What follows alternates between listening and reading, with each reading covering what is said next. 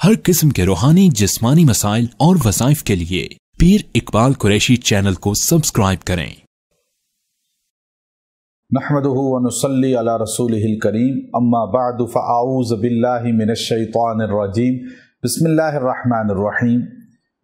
جب بھی کوئی ناممکن کام ایسا ہو جو آپ کو ممکن ہوتا ہوا نظر نہ آئے، جب کوئی بندہ آپ کی بات ماننے کو تیار نہ ہو، جب کوئی کام تکمیل کو نہ پہنچتا ہو، رکاوٹیں ہر وقت آپ کا ساتھ ہوں اور آپ ٹینشن میں بیماریوں میں مبتلا ہو جائیں، تو آپ ایک مختصر عمل اختیار کر لیں۔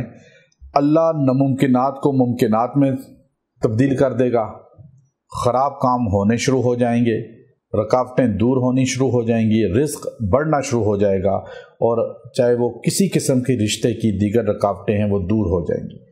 بسم اللہ الرحمن الرحیم یہ بڑا پرتاثیر عمل ہے، اور یہ اللہ نے اس امت کو عطا فرمایا۔ قرآن حکیم کے اندر 114 صورتیں ہیں اور 113 صورتوں کے ساتھ بسم اللہ ہے اور ایک سورہ کے اندر بسم اللہ ہے۔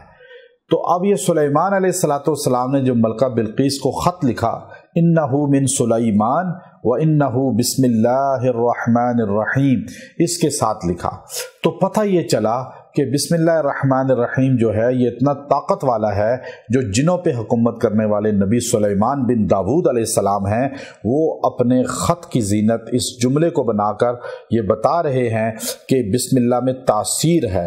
بعض علماء نے لکھا کہ بسم اللہ لکھنا یا پڑھنا جو ہے انسان کو ہیبت والا بنا دیتا ہے، روب والا بنا دیتا ہے۔ تو سلیمان علیہ السلام کے خط میں اتنا روب تھا کہ ملکہ بلقیس جو ہے اس کا مقابلہ خط کا نہیں کر سکتی۔ تو یہ بسم اللہ کا جملہ اتنا طاقت والا ہے کہ جن و انس سے جو ہے ڈرتے ہیں۔ تو اس لیے آپ جب ایسے کام کرنا چاہیں جو رکتے کام ہیں، جو نہیں ہو رہے، تو آپ بسم اللہ الرحمن الرحیم 101 بار پڑھ کے دعا کریں۔ ایک دن، 2 دن، 3 دن یہ عمل کر لیں۔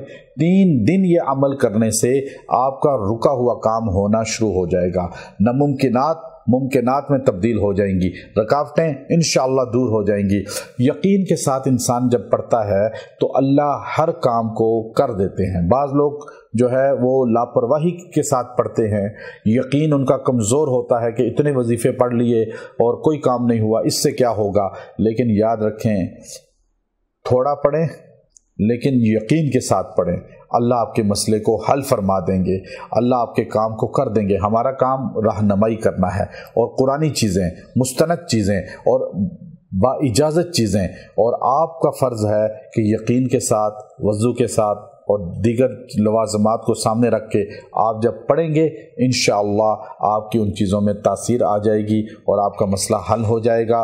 وآخر دعوانا ان الحمد للہ رب العالمین۔